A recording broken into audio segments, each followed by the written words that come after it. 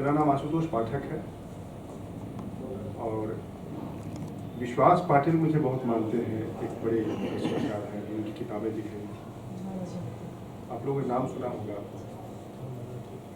ठीक है। और एक मराठी होते हुए भी सुभाष चंद्र बोस पे सबसे अच्छी किताब मुझे लगती है वो महानायक, तो उसको मैंने एक दिन में 650 पृष्ठ पढ़ा, इसलिए वो मुझे पहचानते हैं और उन्होंने घर बुलाया। तो मैं सचमुच का पाठक हूँ, नाम से पाठक, जन्म से पाठक और कविताओं का जी।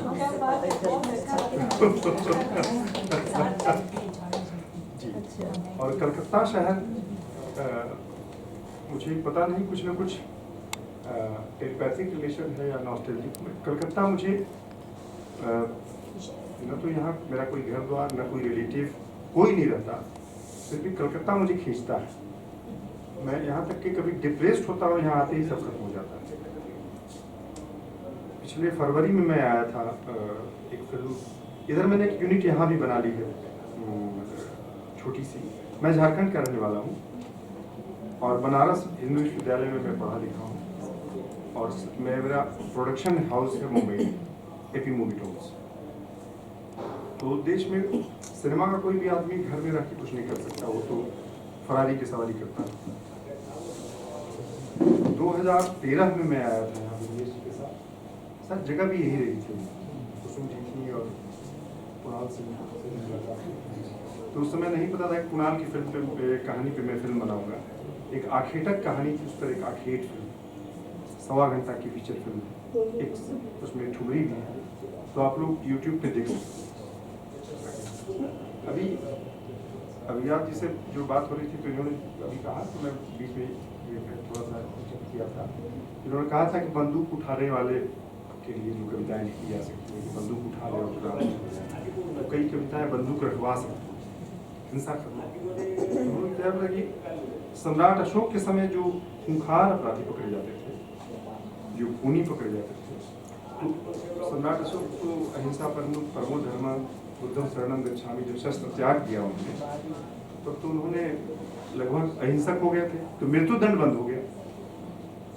स्वाभाविक है, जब बौद्ध से प्रभावित हुए तो मृत्यु दंड बंद हो गया। होता क्या था इसके साथ, जो बहुत खूंखार, बहुत 302 के अपराधी, उनको 20 वर्ष तक लगातार माइलस्टोन पे वेद की ऋचाएं उकेरने के लिए कहा,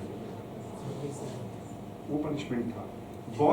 बुद्ध के उपदेशों को उकेरना पड़ता था उनको, पत्थर पे छेनी हथौड़ी लो बेटा और लिखते जाओ, तो लगातार अब 20 वर्ष तक लिखो, तो उसमें 5-10 वर्ष में ही उनका असर होता था और उनका हृदय परिवर्तन हो जाता था।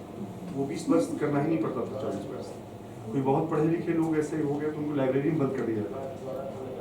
तो ये प्रयोग तो होता ही रहा है और कविताएं आदमी के जीवन को बदलती हैं। ऐसी ऐसी कविताएं लिखी गई हैं, वो बाद में कभी जो जिसको पढ़ने के बाद, जैसे शरद कहते हैं कि शरदा कहते हैं कि अगर बुरा नहीं होता तो मैं साहित्यकार नहीं। तो कई कविताएं लोगों को साहित्यकार बना देती हैं। एक कविता पढ़ के उसकी ताकत समझ के लोग डिसाइड करते हैं कि मैं कवि हूँ। तो मैं यहाँ माणिकदा पे मैंने एक डॉक्यूमेंट्री बनाई थी 2014 में, उसका नाम है रिवाइविंग इमेजरी। तो मैं पलामू का हूँ और पलामू में सत्यजीत रे लगातार कई फिल्मों की स्क्रिप्ट रख के लिखा उन्होंने और अपनी 14वीं फिल्म, 28 फिल्म पूरे कैरियर में उन्होंने बनाई। तो 14th मूवी मीन्स की मिड ऑफ कैरियर में उन्होंने पूरी मूवी और रणवीर दिन रात्रि वही शूट की थी पलामू में, और उसी को फोकस करके मैं वो डॉक्यूमेंट्री करने के लिए, उसके रिसर्च में मैं आया था कोलकाता विमलेश जी के माध्यम से। तो उसमें सौमित दास से भी मिला था और उस दिन दुर्भाग्य की जिस दिन मैं उतरा था, 18 जनवरी था 2014 का, उस दिन मेरी प्रिय अभिनेत्री सुचित्रा सेन जी दुनिया छोड़ दी। आते ही अखबार में मुझे दिखा। सुचित्रा सेन का मैं बहुत जबरदस्त प्रशंसक रहा हूँ और बंगाल में विवेकानंद जी, रविन्द्रनाथ टैगोर और माणिकदा, ये तीन मेरे बहुत ही प्रिय। लगभग माणिकदा की सारी फिल्में देखी हैं और रविन्द्रनाथ टैगोर को पूरा तो नहीं पढ़ा, लेकिन कोशिश करता हूँ कि पूरा हो जाए। और बल्कि पिछली बार जो मैं आया था तो एक दिन मैं 2-3 घंटे जाके जोड़ा सा कि उनके घर में घूमता रहा, बहुत अच्छा महसूस होता है। फिर वहाँ से लौटा तो संडे ही था, संयोग से मानिक जाकर 1 बाय 1 लेफ्रायर रोड भी पहुँच गया। वहाँ संदीप जी थे, उनसे मुलाकात हुई। हाँ, सतीश जी के पुत्र संदीप जी, हाँ, उनका घर 1 बाय 1 लेफ्रायर रोड है जी। तो वहाँ जाना अच्छा लगता है। कोलकाता में मुझे इसलिए भी अच्छा लगता है कि लगभग बंकिम जी को तो पूरा पढ़ा मैंने, रविन्द्रनाथ टैगोर को, शरद चंद्र को, विमल मित्र मेरे प्रिय। तो यहाँ आने के बाद लगता है कि उनके कैरेक्टर से मिल रहा हूँ, कई जगहों के नाम देख के लगता है कि मैं उधर से गुजर रहा हूँ। तो यहाँ कोलकाता मुझे रहना आना बहुत पसंद है, इसलिए मैंने एक यूनिट बना ली। अभी जो फिल्म कर रहा हूँ उसका नाम है खेसारी। हाँ, खेसारी, उसको शायद बांग्ला में केसरी बोलते हैं, केसारी ऐसे खेसारी ही बोलते हैं। दाल, आप लोगों को बता दूं, इस फिल्म के रिसर्च से मुझे पता चल गया है कि आप भी खेसारी के बिना नहीं रह सकते, डेली खाती हैं आप सब। उसका बहुत, जितने भी मिक्सचर हैं उसमें खेसारी का दाल इस्तेमाल होता है। दालों में सबसे ज़्यादा प्रोटीन उसमें होता है 31%, और जितना भी सत्तू है, जितना बेसन का उद्योग है उसी पे जीवित है। चना का बेसन हमें नहीं मिलता है। हाँ, हम चना का बेसन इसलिए रखते हैं कि मैं भी कृषक हूँ। मैं शायद ऐसा फिल्म मेकर एक आध लोग होंगे शायद फिल्म इंडस्ट्री में, मुझे नहीं दिखते, जो फिल्म बनाते हैं और खेती करते हैं। मतलब मैं 2 महीने अगर फिल्म बना रहा हूँ तो 1 महीने खेत में रहता हूँ, झारखंड के गाँव में, और मेरी खेती है। अभी मैं खेसारी बो के ही आया हूँ, अभी उसका साग निकल रहा है। साग का जो साग, फिर चटनी, उसके बाद उसको गायों को दिया जाता है, गवत कहते हैं हमारे यहाँ। उसके बाद जब वो बड़ा होगा तो दाल, और दाल में फिर बेसन, सत्तू, मिक्सचर, पकौड़ी, जितने भी खाते हैं आप लोग कलकत्ता में, जितनी भी पकौड़ियाँ खाती हैं उसका वो किसान। तो 1961 में इस पर पैन इंडियन बैन लग गया था कि इससे लेथराइज, इसका नाम है लेथाइरस सटाइवस बॉटनिकल नेम। तो लेथराइसिस एक बीमारी का आरोप लगाते हुए इसको बंद कर दिया गया।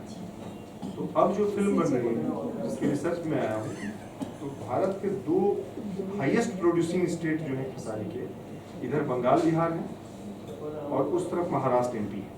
तो मैं एक यात्रा पे निकला हूँ कि उन स्टेट की यात्रा करूँ। तो बल्कि मैंने विजेंद्र को भी कहा और ऐसा कोई व्यक्ति मुझे मिले जो यहाँ के आजू बाजू गाँव में ले जाए, ताकि मैं यहाँ के खेतों को देखूँ और इस पर यहाँ भी शूट करूँ। अनमोल हक मेरा कैमरामैन यही है, कैमरे की टीम भी यही है, पोस्ट प्रोडक्शन भी मैं यहीं से करने लगा हूँ, छोटी कैमरा। फीचर मुंबई से बनाता हूँ और डॉक्यूमेंट्री, थोड़ी भाषा वाली अगर समस्या न रहे तो फीचर भी मैं यहाँ से कंप्लीट करूँ। और अच्छा लगता है यहाँ का वर्क कल्चर भी बढ़िया है और टेक्नीशियंस बहुत बढ़िया है बंगाल फिल्म। और बहुत धन्यवाद आप लोगों को, आप सबों ने मौका दिया मुझे बोलने का, और आप लोग आखिर देखें। और सत्यजीत रे पर एक डॉक्यूमेंट्री है, उसमें श्याम बेनेगल वगैरह सब हैं, और एक स्टारकास्ट डॉक्यूमेंट्री है 45 मिनट की, उसको भी देखिए यूट्यूब पे। धन्यवाद आशुतोष जी।